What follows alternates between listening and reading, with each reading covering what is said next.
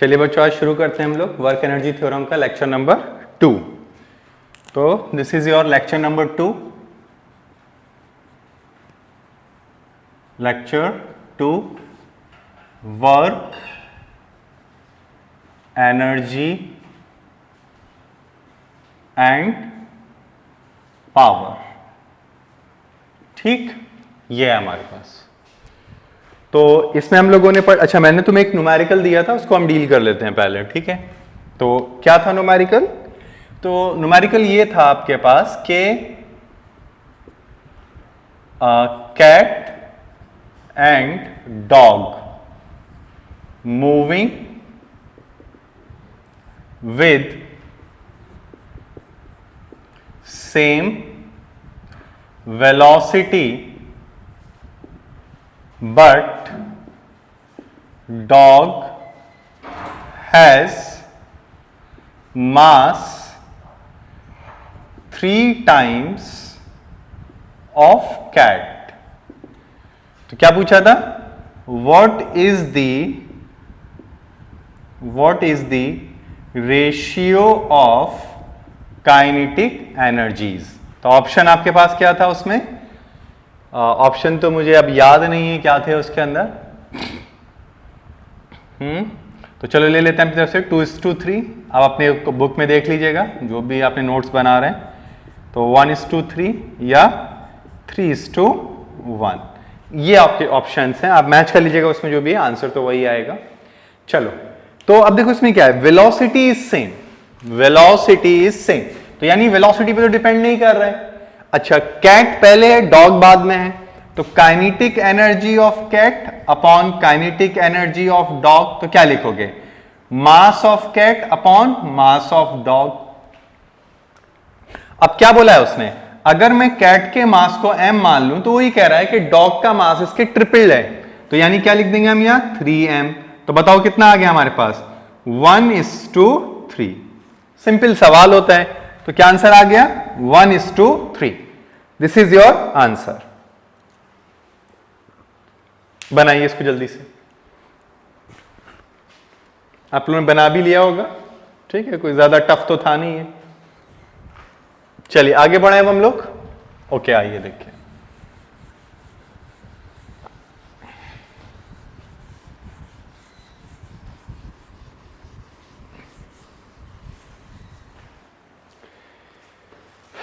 अगर हम अब इसमें बात कर रहे हैं कि हमारे पास क्या है क्या नहीं है, तो अब हमने काइनेटिक एनर्जी को तो कर लिया। अब जो चीज है हमारे पास वो है हमारी पोटेंशियल एनर्जी। अब देखिए, पोटेंशियल एनर्जी में बहुत ज्यादा कंफ्यूजन रहता है कि पोटेंशियल एनर्जी होती क्या है। तो हम लोग बोलते हैं कि पोटेंशियल एनर्जी mgh होती है। ऐसा नहीं है, वो पोटेंशियल एनर्जी नहीं है, उसको पोटेंशियल एनर्जी कहा जाता है। एक्चुअली पोटेंशियल एनर्जी क्या होती है वो समझते हैं। तो पोटेंशियल एनर्जी हम लोगों को पढ़ना है। तो पोटेंशियल एनर्जी क्या होती है? पोटेंशियल एनर्जी, अगर हम पोटेंशियल एनर्जी की बात करें, किसकी बात करें? अगर हम लोग पोटेंशियल एनर्जी की बात कर रहे हैं अगर, तो पोटेंशियल एनर्जी क्या होती है? तो देखिए ध्यान रखिएगा, पोटेंशियल एनर्जी किसी भी बॉडी के अंदर 3 तरह से हो सकती है, बल्कि 2 तरह से हो सकती है। क्या?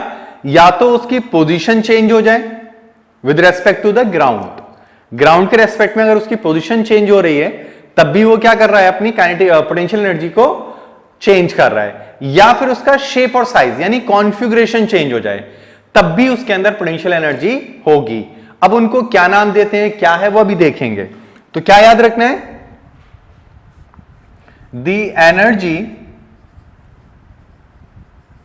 Energy possesses in a body due to its position or due to change in its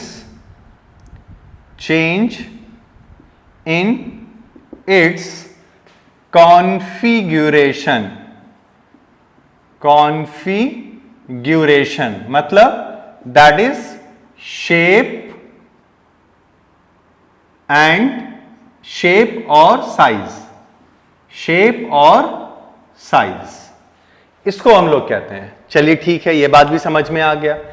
अब बात आती है, इसको बना लो जरा जल्दी से, फिर हम लोग बात करते हैं टाइप्स ऑफ पोटेंशियल एनर्जी क्या होती है। पहले इसको लिख लीजिए आप लोग जल्दी से।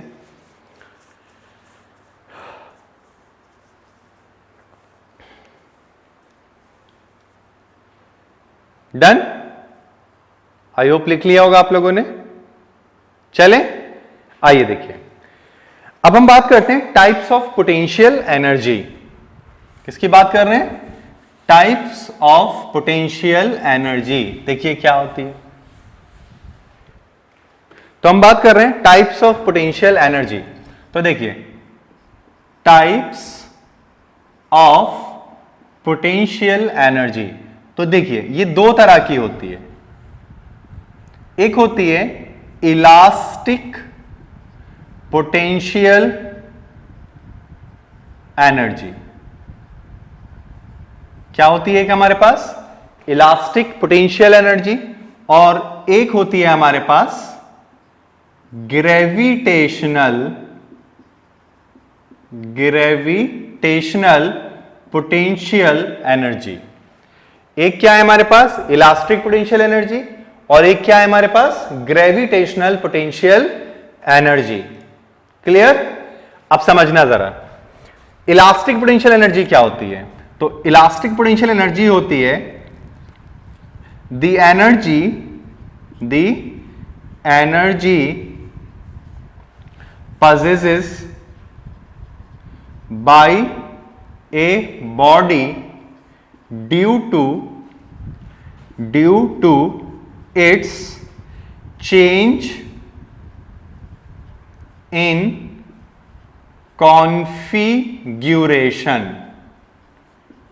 ठीक, change in it's configuration. Example समझते हैं।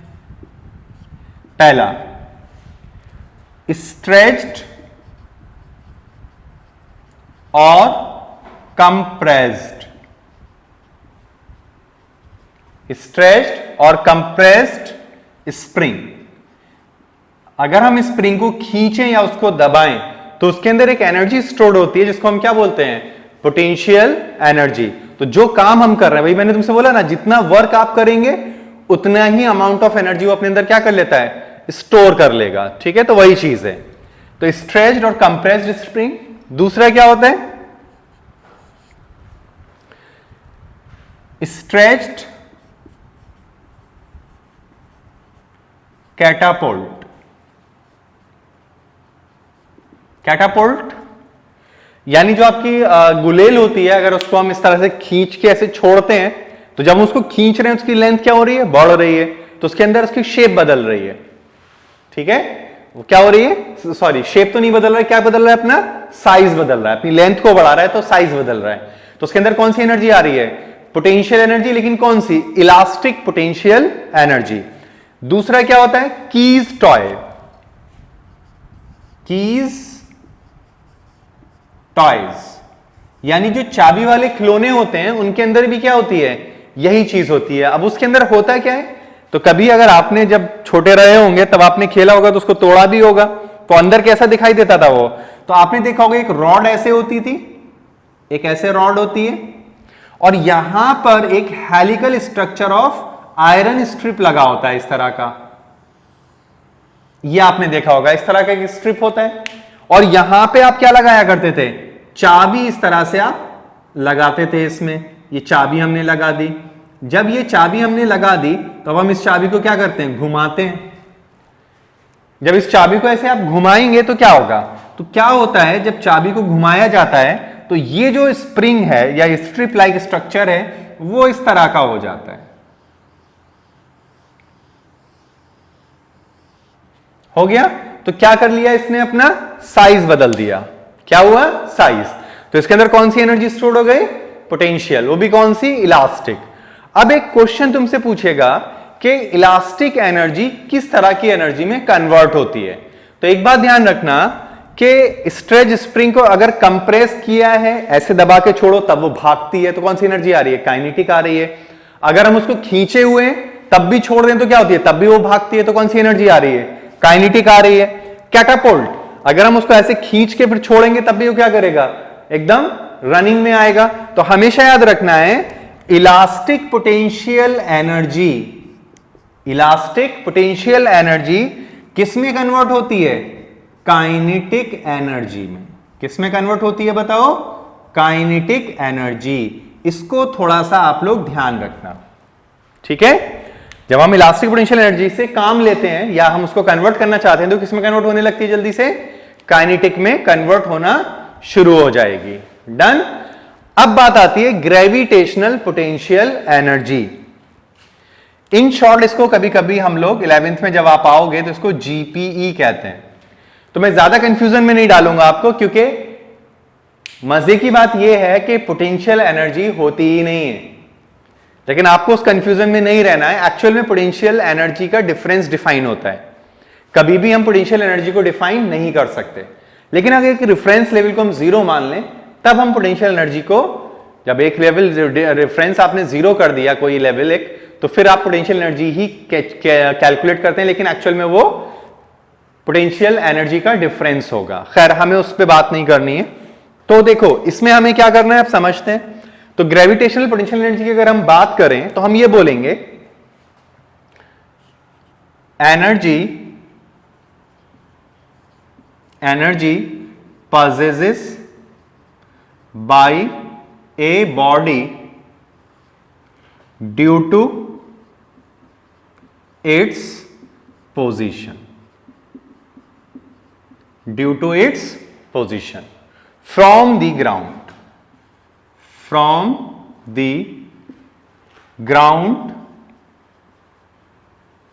level or any other reference level, जो भी तुमने और दूसरा रेफरेंस लेवल मान रखा है, ठीक है। अच्छा, दूसरी बात, एग्जाम्पल आपसे पूछेगा, एग्जाम्पल बताओ, एग्जाम्पल बोलो। तो एग्जाम्पल में क्या होगा? अगर हम पहले ही बात करें, ए बर्ड सिटिंग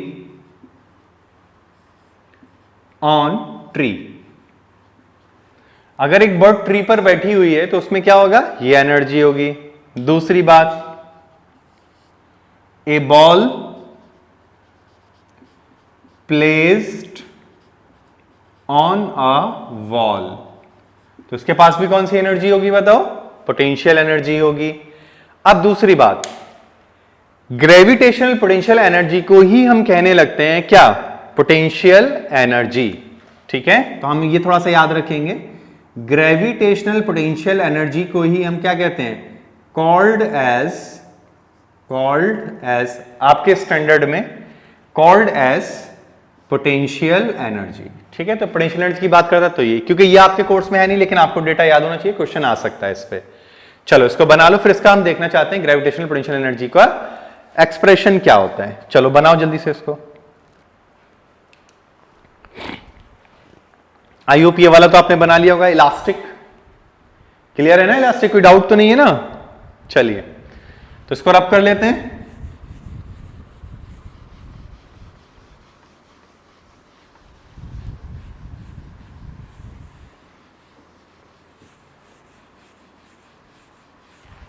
चलिए अब हम लिखना चाहते हैं what is how much is the potential energy. तो हम लोग लिखेंगे अब कि हम ग्रेविटेशनल पोटेंशियल एनर्जी या सिंपली पोटेंशियल एनर्जी को कैलकुलेट करना चाहते हैं। तो इसको हम कैलकुलेट करना चाहते हैं क्या होगी, ठीक है। चलिए समझते हैं। ये देखिए, तो अगर हम इसकी बात करें तो क्या होगा? देखिए, पोटेंशियल एनर्जी होती है, पोटेंशियल एनर्जी होती है work done against gravity, work done against gravity to raise the position, ठीक। अपनी पोजीशन को बढ़ाने में जो तुम्हें वर्क करना पड़ेगा, that is called as a potential energy. अब समझते हैं how much work has to be done. अब देखिए,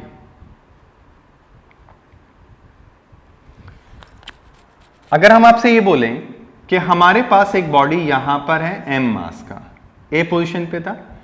अब हमने क्या करा, उसको उठाकर हम यहां ले आए b पोजीशन पे, m मास है, ये जो हाइट है हमारी वो कितनी है बोलो h। तुमसे बोलेगा how much work has to be done. तो अगर हम यहां पे वर्क निकालें तो बताओ पहले फोर्स कितनी है यहां। तो फोर्स की अगर हम बात करें तो आप बोलेंगे सर फोर्स तो यहां पे इसका अपना वेट ही होगा, इसके अगेंस्ट ही तो काम करना है, बस इतनी फोर्स लगाओ तो ऊपर उठने लगेगा। अब डिस्प्लेसमेंट कितना हो रहा है, डिस्प्लेसमेंट, तो अगर हम डिस्प्लेसमेंट की बात करें तो कितना हो रहा है, h हो रहा है। ठीक, तो how much work is done, तो work done is equal to हो गया mg into H, force into displacement. तो बताओ पोटेंशियल एनर्जी कितनी हो गई, mgh। कितनी हो गई बताओ, mgh। तो अगर हम, ये हमारा क्या है, इसको हमने सेट कर रखा है ग्रेविटेशनल पोटेंशियल एनर्जी, यहां पर हमने कितनी मान रखी है, 0। क्यों, क्योंकि सेंटर ऑफ अर्थ तो यहां कहीं होगा ना, तो ये पहले से r डिस्टेंस ऊपर है। ठीक है, खैर उसमें तुम कंफ्यूज मत करो, बस इतना याद रखना। ठीक है, चलिए अब आगे और समझते हैं। देखिए आइए,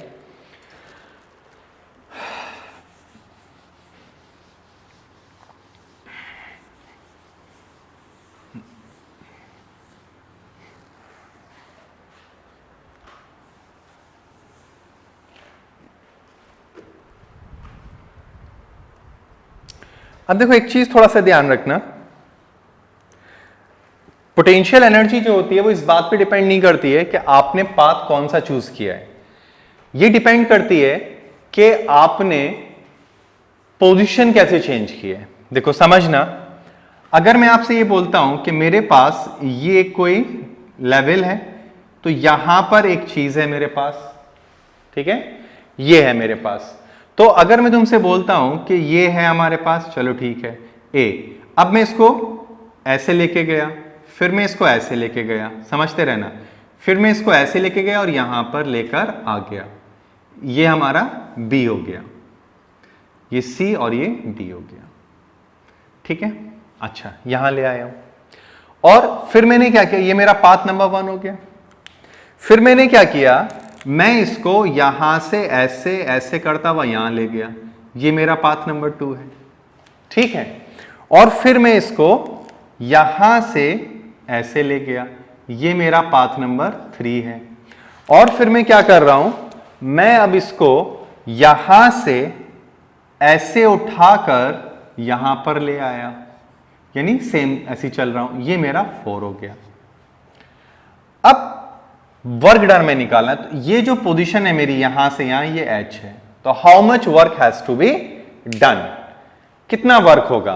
तो हमेशा याद रखना, work done in path 1 is equal to work done in path 2 is equal to work done in path 3 is equal to work done in path 4। क्यों, क्योंकि दोनों हर केस में ही आपका क्या है, पोजीशन h ही आ रही है, तो ये डिपेंड करता है कि आपका h कितना है। तो कितना लिखेंगे हम इसमें, इसमें हमेशा रहता है mgh, कितना रहेगा mgh। इसको इससे मतलब ये नहीं कि आप कैसी पाथ पे जा रहे हैं, इसको मतलब ये है कि आप इनिशियली कहां थे और फाइनली कहां हैं, तो ये हम निकाल देंगे। एक्चुअल में क्या है, ये आपका जो ग्रेविटेशनल फोर्स है ये है कंजर्वेटिव फोर्स। कैसी फोर्स है बताओ, कंजर्वेटिव फोर्स। तो work done by the conservative force independent to the path, but it depend on the position. किस पे डिपेंड करती है, पोजीशन पे। तो मैं यहां चलो लिख दे रहा हूं तुम्हारे लिए, ठीक है, ये मिटा दूं, चलिए ठीक। देखिए यहां पे थोड़ा सा मैं लिख देता हूं इस चीज को,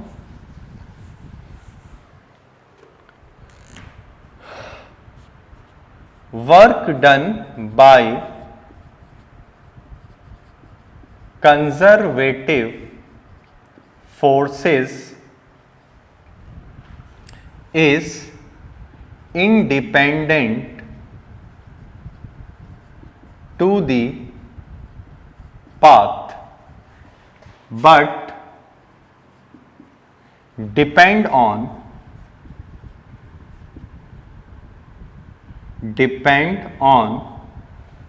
position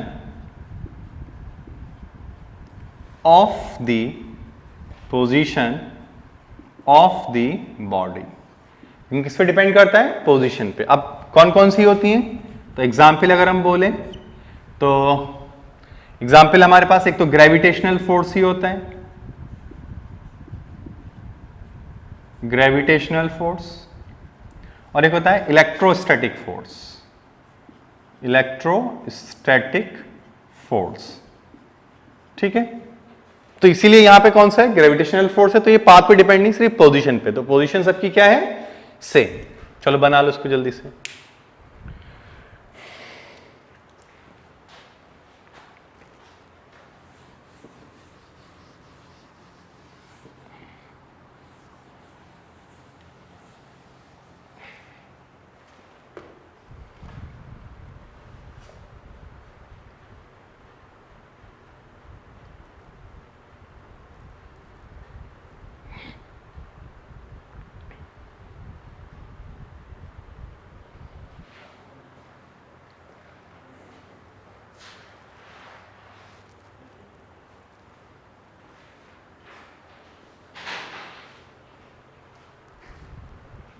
डन, चलिए आइए समझते हैं।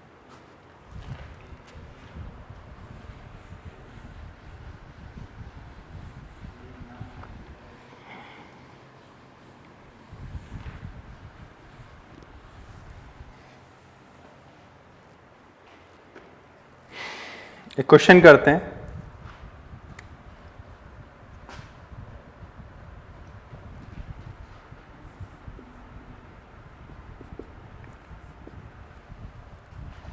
A rod of mass m and height is h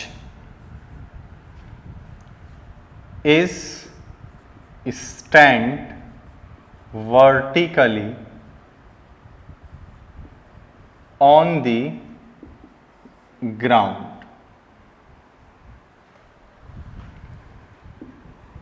Find its potential energy. A option है तुम्हारे पास mgh, बी ऑप्शन है तुम्हारे पास 1/2 mgh, सी ऑप्शन है तुम्हारे पास 3/2 या 2/3 mgh, और डी है तुम्हारे पास 2 mgh। ये ऑप्शन आपसे देकर आपसे क्वेश्चन पूछेगा, बताइए क्या आंसर टिक करोगे। कह रहा है rod of mass m and height is h is stand vertically on the ground, find its potential energy. तो देखिए इसकी पोटेंशियल एनर्जी आप आंसर क्या करेंगे, पहले इसका फिगर बनाते हैं। ठीक है, फिगर बनाना जरूरी है। तो अगर हम फिगर की बात करें कि ये हमारा ग्राउंड है, दिस इज आवर ग्राउंड, ठीक है, ये हमारा ग्राउंड हो गया। अब क्या है हमारे पास, तो हमसे कहा जा रहा है कि ये एक रॉड है कोई, दिस इज दी रॉड, ठीक है, ये रॉड है, इसका मास जो है वो m है और ये हाइट जो है वो h है। तो आपसे कह रहा है कि इसका पोटेंशियल एनर्जी बताओ कितना होगा। तो जाहिर सी बात इसको खड़ा करने में आपने कुछ काम किया होगा, तो how much work has to be done, ये भी कह सकता था। तो आप आंसर क्या करेंगे भाई, यही तो करेगा mgh, क्या करेगा mgh। अच्छा, अगर इसमें mgh कर रहा है तो मुझे एक बात बताओ, ये मेरा फर्स्ट केस हो गया है ना जो मेरे क्वेश्चन में है। मैं एक और बात तुमसे पूछना चाहता हूं, इसमें ध्यान से सुनना। अगर मान लो कि मेरा स्केल ये इस तरह से होता, कैसे होता स्केल मेरा, ये होता, ये रहा मेरा स्केल। अगर ये मेरा स्केल है यहां पर और इसकी हाइट जो है यहां से वो h है, अब कितना होगा, ठीक है, और मास कितना है इसका, m है। तो अब भी कितना बोलोगे कि m मास की बॉडी है और h हाइट ऊपर है, तो अब भी कितनी पोटेंशियल एनर्जी होगी बताओ, mgh।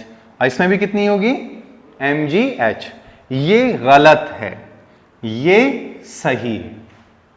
अब तुम्हें कंफ्यूजन हो रहा होगा ऐसे कैसे हो गया, बात को ध्यान से समझो, पहले बहुत ही केयरफुल आपको समझने की जरूरत होगी इसमें, ठीक है, क्योंकि तुम्हें कंफ्यूजन आ सकता है। तो देखो हम लोग इसमें क्या कर रहे हैं, एक काम करो, ऐसा सोचो कि ये मेरी बॉडी है, ठीक है, ये हमारी क्या है, बॉडी है, ठीक। अगर मैं बॉडी की अगर बात करता हूं, ठीक है, तो ये बताओ मेरे जो पैर हैं वो कहां पर हैं, ग्राउंड पर हैं।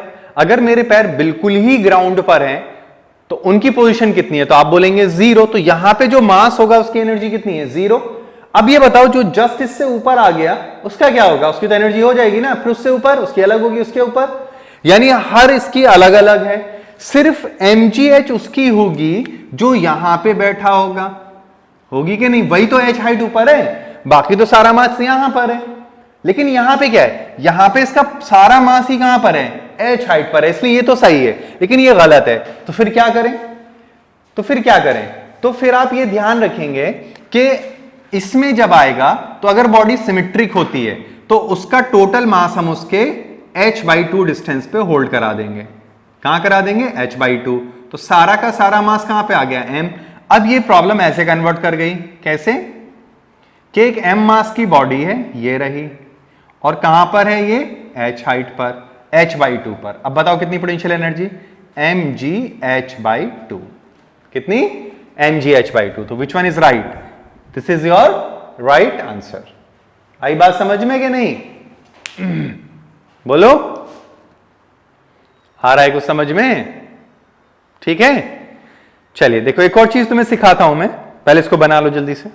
अच्छा कंसेप्ट है, ध्यान रखना, ठीक है। इसमें आपके बुक्स में किसी में ऐसे बोलेगा कि पहले ये मान लो ये पोटेंशियल एनर्जी है मैक्सिमम, ये कितनी है और ये मैक्सिमम कितनी है, इतनी, इनका एवरेज कर लो, तब भी यही आएगा। लेकिन वो थोड़ा सा गलत होता है, आप इसका कंसेप्ट यूज करेंगे, 11th में इंटीग्रेशन से लगा के करना पड़ता है, तो आप ये थोड़ा सा ध्यान रखेंगे, ठीक है।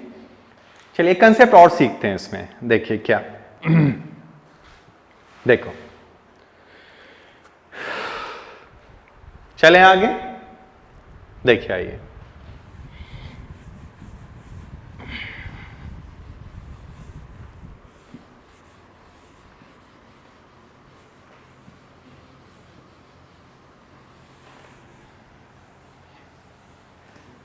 देखिए अगर मैं आपसे ये बोलता हूं, ये बहुत प्यारा सवाल है, आपके एनसीईआरटी में इस तरह के सवाल दिए हुए हैं। क्या है सवाल, वो ये बोलेगा कि मान लीजिए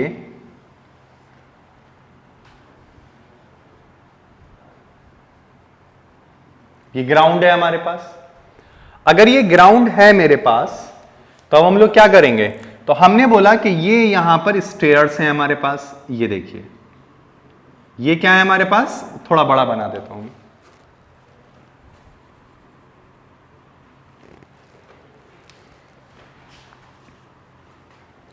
तो क्या है हमारे पास यहां पे, स्टेयर्स हैं, ये देखिए, एक स्टेयर, 2 स्टेयर, 3 स्टेयर, 4 स्टेयर, इस तरह से ये बहुत सारी स्टेयर्स हैं, ठीक। और हर स्टेयर इक्वल हाइट का है, ये h हाइट का है, यहां से ये भी h हाइट पर है, फिर ये भी h हाइट पर है, यानी यहां से h हाइट पर है, ये अपने रेफरेंस से, ठीक। अब एक इंसान है, मान लीजिए वो एक इंसान है, यहां पे ये एक इंसान है, इसका मास m है, तो ये पहले इस वाले स्टेयर पे आता है, यहां पे आ गया, फिर ये यहां पे आता है, फिर ये यहां पे आता है, फिर ये यहां पे आता है, ऐसे ये n स्टेयर्स चला जाता है। कितने स्टेयर्स, n स्टेयर्स। तो work done to raise its position by n steps, तो कितना वर्क करेगा ये आपको बताना है। तो अगर हम इसमें वर्क डन निकालें तो ये बताओ वर्क डन कितना लिखेंगे हम लोग, तो देखो यहां से यहां जाने में कितना करा होगा, mgh, फिर यहां से यहां जाने में भी कितना किया होगा, mgh, फिर उससे आगे वाले में भी mgh, कहां तक जा रहा है ये, n टाइम्स, तो बताओ wd कितना हो गया, mgh इंटू n, तो क्या आ गया, तो वर्क डन हो गया हमारे पास mngh, ठीक है। करो इसको जल्दी से,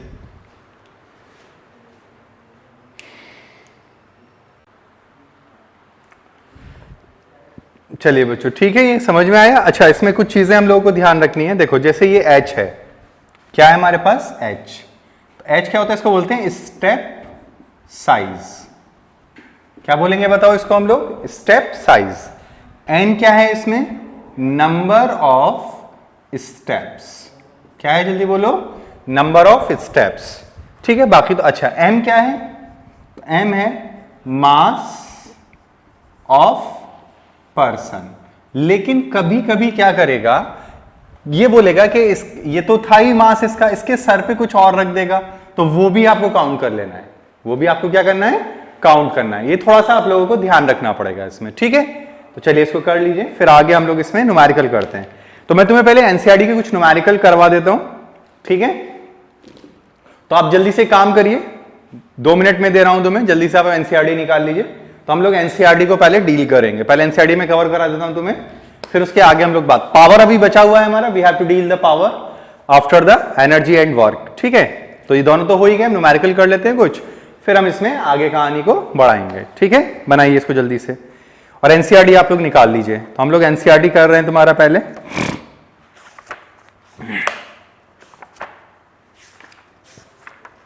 एनसीईआरटी में आप लोग निकाल लीजिए, निकाल लिया सब लोगों ने एनसीईआरटी, बोलो। चलिए, तो एक क्वेश्चन कराते हैं, इसमें बहुत सिंपल क्वेश्चन दिया हुआ है, देखिए क्या है, क्वेश्चन समझते हैं। ठीक है, आइए देखिए, तो रब कर लें, चलिए रब कर लेते हैं।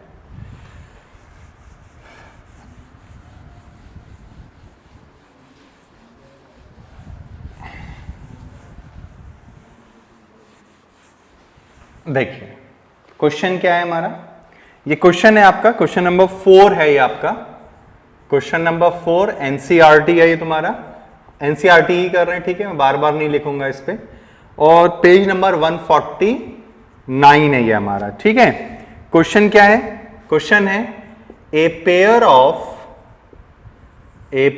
Of bullocks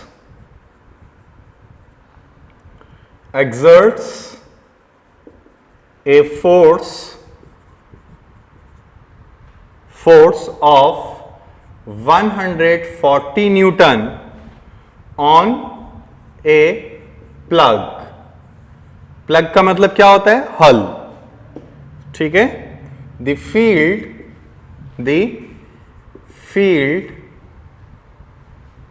being plugged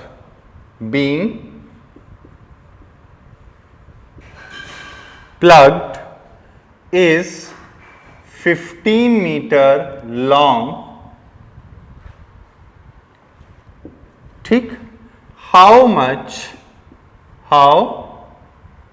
much work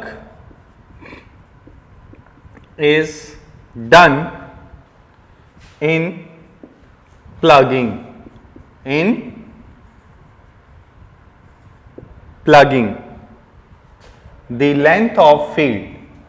the length of field।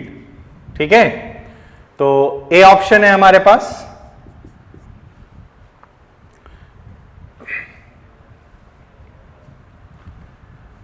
To 220 joule. B option है हमारे पास 220 जूल। सी ऑप्शन है हमारे पास 4200 जूल, और डी ऑप्शन है हमारे पास 4500 जूल। बहुत ही सिंपल सवाल है, इसमें कुछ है भी नहीं। ठीक है, बहुत ही सिंपल है, करें। देखिए क्या कह रहे हैं, समझते हैं। अ पेयर ऑफ बुलक्स, ठीक है, हम ऐसा मान लेते हैं कि हम ऐसे सोच लेते हैं, ये हमारा लेंथ हो गया, ये हमारा प्लग हो गया। ठीक है, प्लग है ये हमारा, प्लग यानी हल जिसको बोलते हैं, प्लग। जो दो आपके ब्लॉक्स हैं वो कितनी फोर्स लगा रहे हैं, 140 न्यूटन। अब इसको खींचते हुए यहां पे ले आए, कितना फोर्स लगाते हुए, 140 न्यूटन। तो यहां से यहां तक कितना यूज किया इन्होंने, 15 मीटर। तो how much work has to be done. तो वर्क के लिए अब कुछ करना ही नहीं है। वर्क क्या होता है, फोर्स इंटू डिस्प्लेसमेंट। तो 140 इंटू 15, तो 0 कितना आया, 60। थोड़ा गड़बड़ हो गया इसमें, ये ठीक है, तो 60 हो गया, 60 हो गया तो यहां कितना आएगा 0, 15 और 6 20, 100 जूल। तो which one is right answer? A is your right answer. बनाओ जल्दी से, फिर आगे करते हैं और कर लीजिए जल्दी से। आप लोग इसमें 16 एग्जाम्पल बना लीजिएगा, अगर आपको डाउट्स आते हैं तो वो हम लोग डील कर लेंगे, ठीक है। चलिए, हो गया।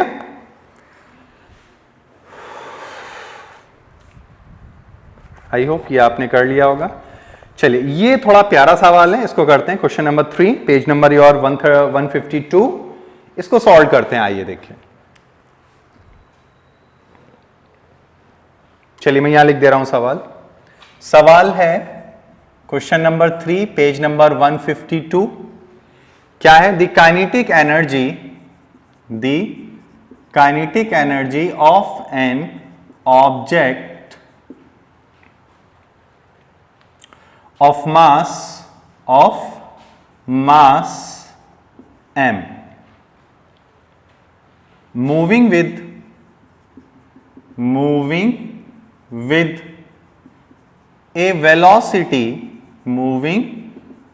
with a velocity of 5 meter per second is 25 joule. ठीक, 25 जूल। What will be, दो पार्ट पूछे हैं उसने। What will be its kinetic energy when velocity is doubled and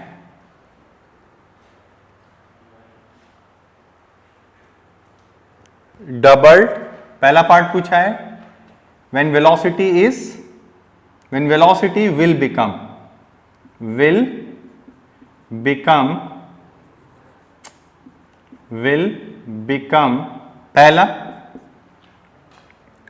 पहले में कह रहा है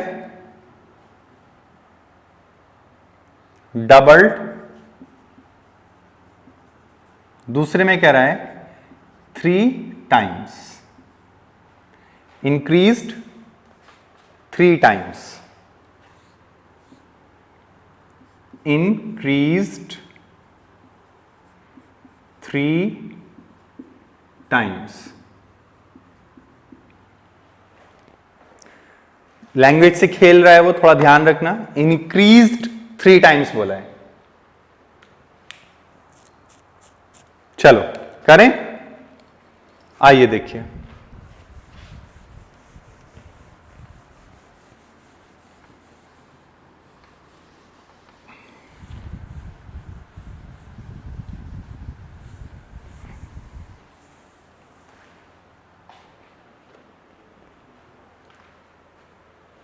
चलिए करें। तो पहला पूछा है डबल्ड, तो पहले हम समझ लेते हैं। मास कितना है m, काइनेटिक एनर्जी कितनी है 25 और v कितना है 5, यही है।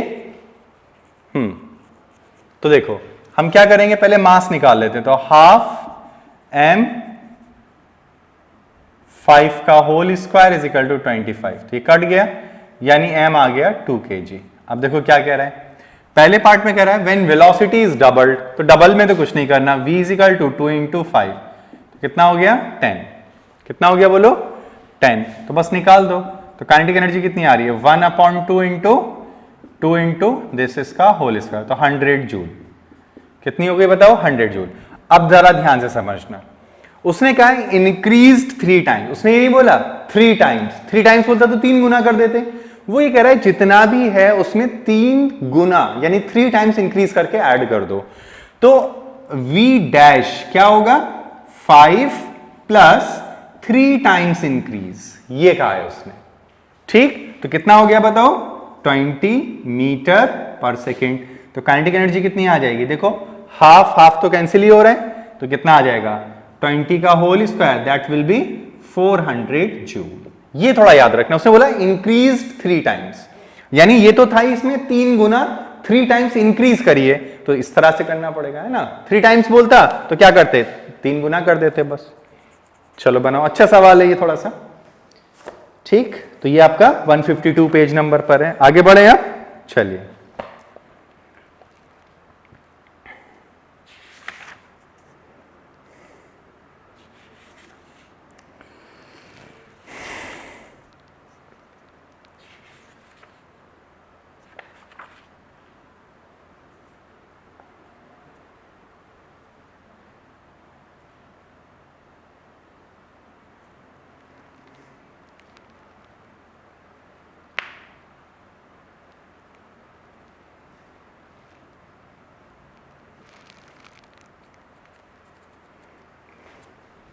चलिए, और सब जो है उसमें जो सिंपल सवाल है उनको बनाइएगा, अगर आपको नहीं बनते हैं तो हम लोग डिस्कस कर लेंगे, ठीक है।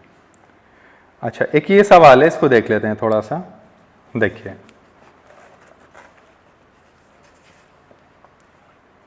ये 2 सवाल कर लेते हैं।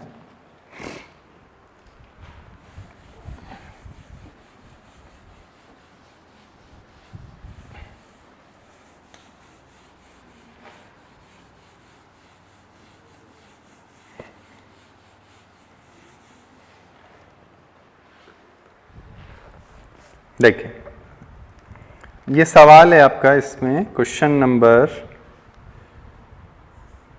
16 है, पेज नंबर 159। कह रहा है an object of mass m, क्या है, N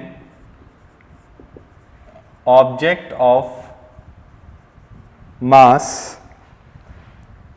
m is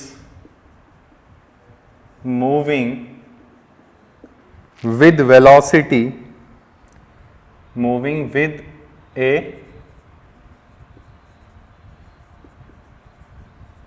constant velocity, comma v. How much work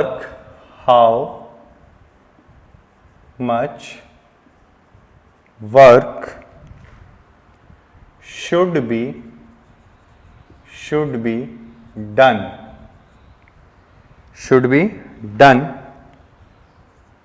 on the object in order to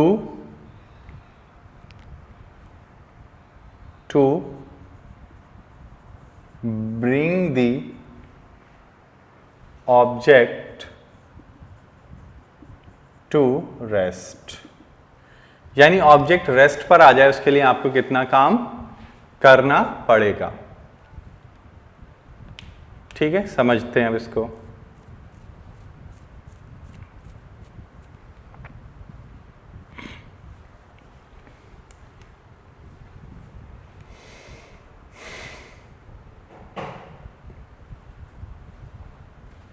करें, देखिए, पहले मैं तुम्हें एक चीज पढ़ा देता हूं, that is your work energy theorem. या इसमें क्या कह रहा है कि कितना काम करना पड़ेगा अगर हमें उसे रोकना पड़े तो, ठीक है। तो जाहिर सी बात है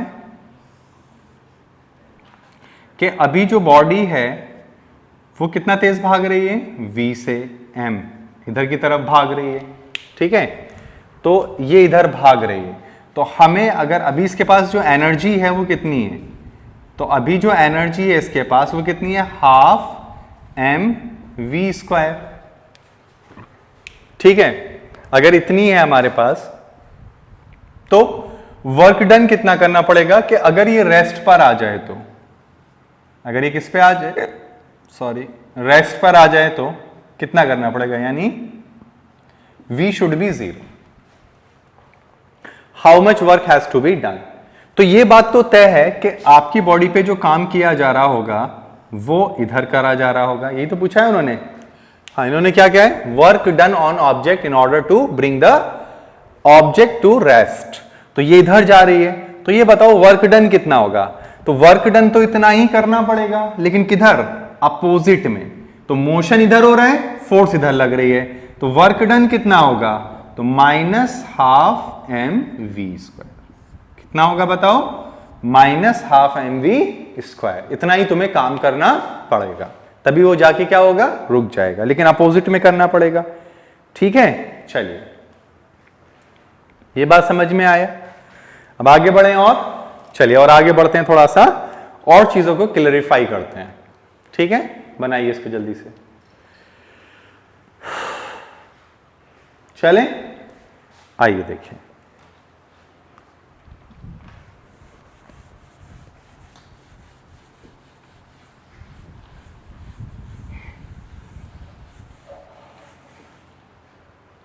देखिए क्वेश्चन समझते हैं, एक क्वेश्चन और कर लेते हैं। A person whose mass is 60 kg moving up on stairs, moving up on 10 stairs, 10 steps, 10 steps. Size of each step is 20 centimeter. How much work has to be done?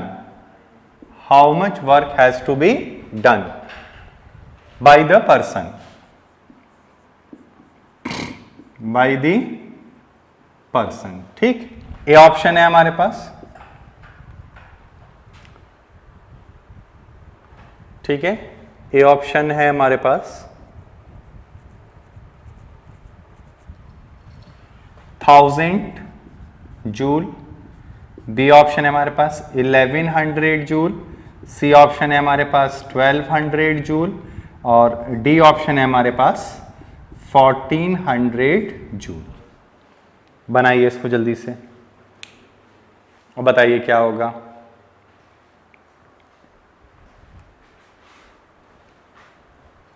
ये करना है हमें, तो चलिए करें, समझिएगा। तो हमारे पास जो फॉर्मूला था वो क्या था, तो हमारे पास था कि इस तरह में जो वर्क डन होता है वो होता है mNGH, होता है कि नहीं, यही किया था हम लोगों ने स्टडी।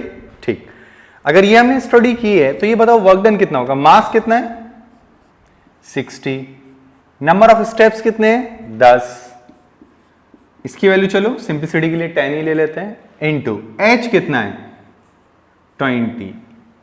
अगर सिर्फ 20 करके लिख दिया तो ये तुम्हारी गलती होगी। क्यों?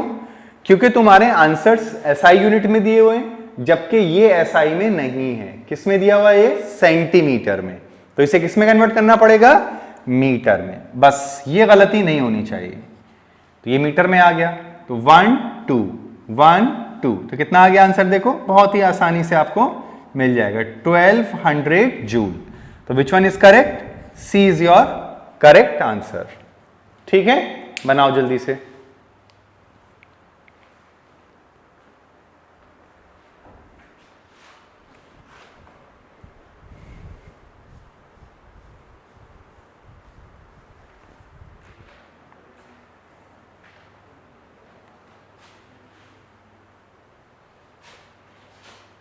कर लिया, चलें अब। ठीक है, आइए।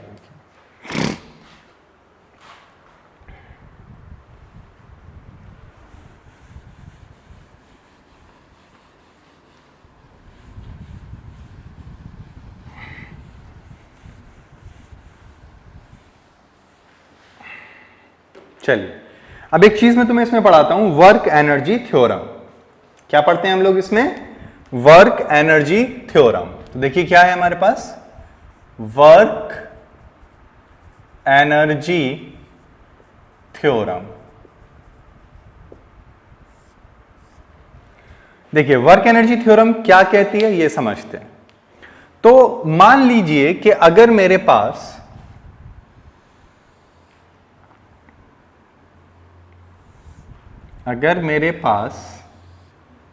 ये ग्राउंड है, फ्रिक्शन लेस है, ठीक है, कोई फ्रिक्शन नहीं। मान लीजिए यहां पर ये बॉडी है m मास का और ये v इनिशियल से चल रहा है। कितना तेज चल रहा है बताओ? v इनिशियल से। इसमें कुछ वर्क हुआ और ये यहां पर आ गई, m मास और v फाइनल। आपसे कहेगा वर्क बताइए। क्या बताइए? वर्क।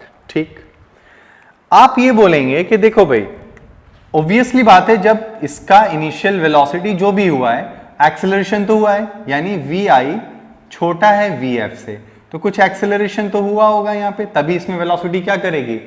चेंज करेगी। अगर वेलोसिटी चेंज हो रही है तो डिस्प्लेसमेंट भी कुछ हुआ होगा। अच्छा ठीक है, एस डिस्प्लेसमेंट हुआ, तो वर्क डन क्या होता है हमारे पास? तो वर्क डन होता है हमारे पास फोर्स इंटू डिस्प्लेसमेंट। तो डिस्प्लेसमेंट तो हमें मालूम है, एक्सेलरेशन निकालना पड़ेगा। क्यों? क्योंकि ये होता है हमारे पास mass into acceleration into S. चलिए एक्सेलरेशन निकाल लेते हैं। तो एक्सेलरेशन क्या लिखोगे? v फाइनल का स्क्वायर माइनस v इनिशियल का स्क्वायर अपॉन 2s। लिखोगे कि नहीं? बिल्कुल लिखना पड़ेगा। तो क्या आएगा वो हमारे पास बताओ? तो हम यहां लिखेंगे m into v final square minus v initial square upon 2s into s. तो एस से एस क्या हो जाएगा? कैंसिल हो जाएगा।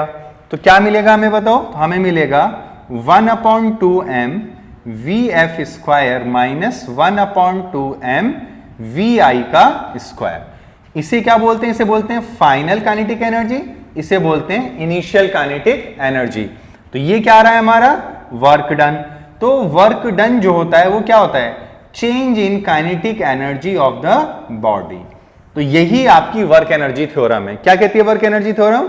The work done by a body is equal to change in its kinetic energy. क्या लिखेंगे? क्या है यहां पे?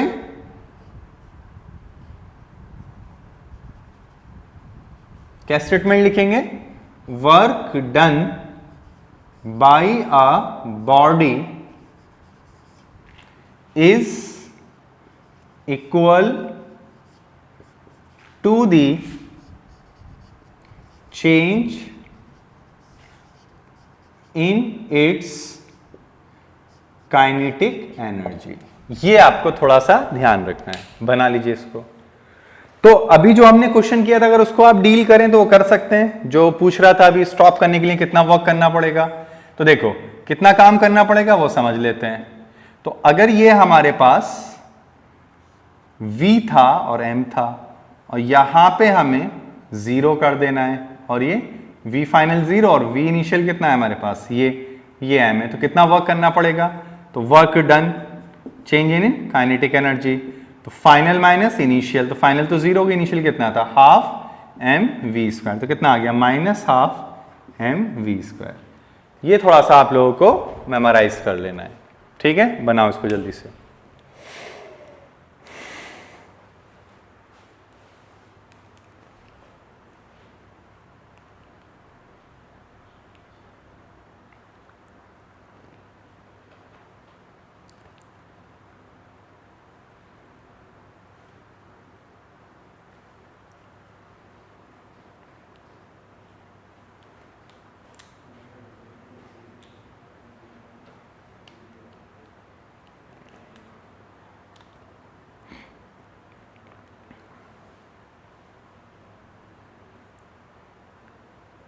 चले देखिए नेक्स्ट चीज। अब हमें क्या पढ़ना है इसमें?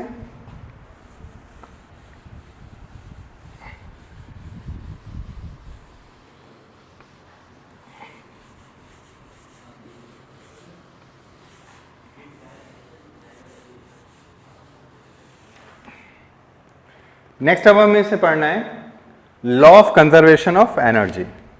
तो देखिए law of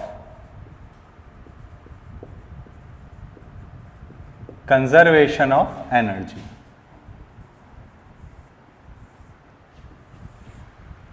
law of conservation of energy, तो ये अब आप लोगों ने पढ़ा भी होगा। तो law of conservation of energy क्या कहता है?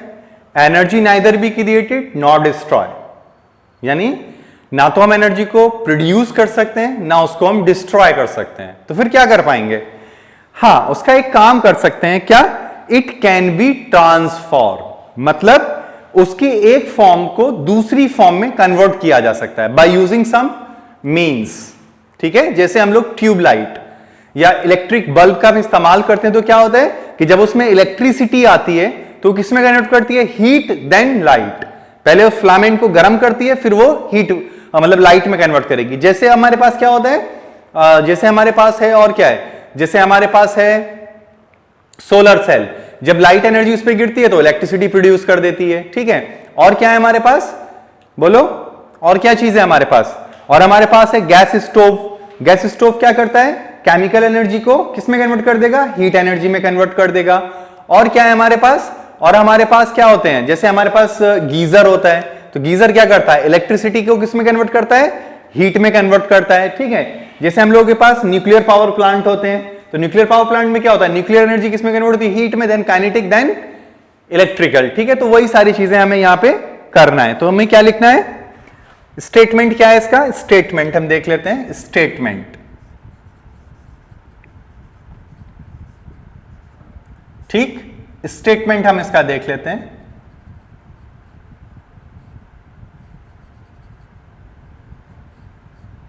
तो देखिए क्या है स्टेटमेंट? एनर्जी नाइदर बी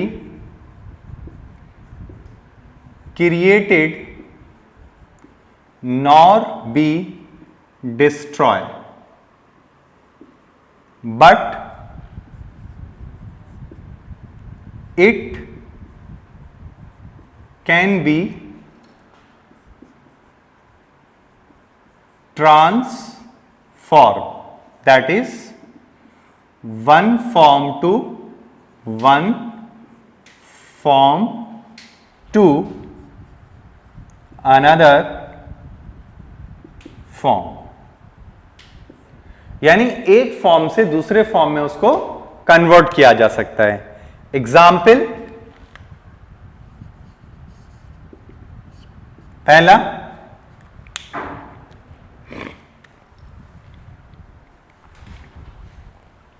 क्या है हमारे पास? इलेक्ट्रिक एनर्जी किस में कन्वर्ट होती है? हीट में। हीट प्लस लाइट, तो कौन है ये? बल्ब। और क्या है हमारे पास? इलेक्ट्रिक एनर्जी क्या ले लेते हैं? गीजर ले लेते हैं। गीजर, तो क्या करता है गीजर? बताओ, हीट में कन्वर्ट करता है, हीट एनर्जी। ठीक, और क्या है हमारे पास? Gas stove. क्या करता है गैस स्टोव? अगर हम गैस स्टोव की बात करें तो क्या करेगा? Chemical to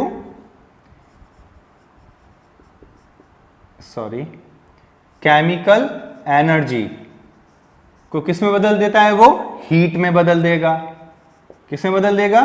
heat energy. ठीक है, और क्या है हमारे पास? और क्या होता है बताओ? और हमारे पास होता है सोलर सेल। तो अगर हम सोलर सेल की बात करें, सोलर सेल तो क्या करता है? लाइट को किस में बदल देगा? इलेक्ट्रिकल एनर्जी में बदल देगा। जनरेटर क्या करता है? इलेक्ट्रिक जनरेटर क्या करता है? मैकेनिकल एनर्जी को किस में बदल देता है? इलेक्ट्रिकल एनर्जी में। इलेक्ट्रिक मोटर क्या करती है? अगर हम इलेक्ट्रिक मोटर की बात करें तो क्या करती है? इलेक्ट्रिकल एनर्जी को किसमें बदल देती है? मैकेनिकल एनर्जी में। तो चलिए यहीं पर रोक लेते हैं हम इसको। नेक्स्ट लेक्चर हम लोग का किस पे करना है? हमें थर्ड लेक्चर इसी में आगे स्टार्ट करेंगे। ठीक है, तो थैंक यू।